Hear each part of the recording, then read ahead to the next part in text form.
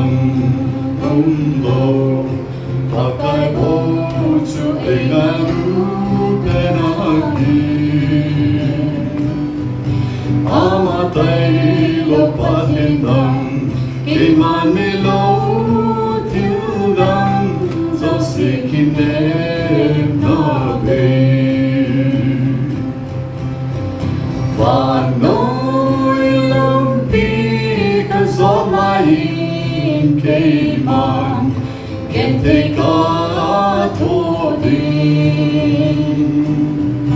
pakai tina lampi atum keizom tinin kadi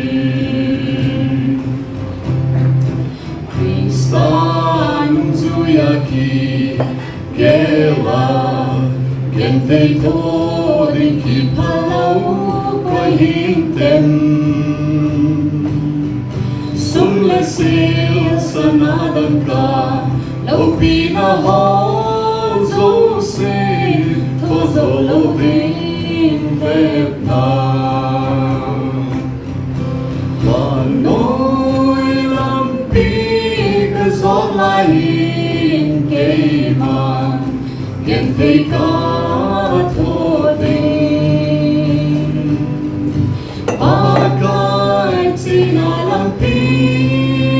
atum keizom tidin kadi tinggal oleh solta lhon azot kai sao lampi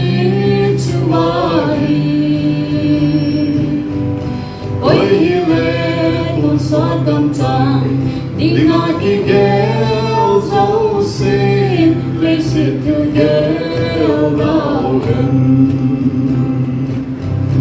và nỗi lampi cả gió lain cây mà nhận thấy cả thua đi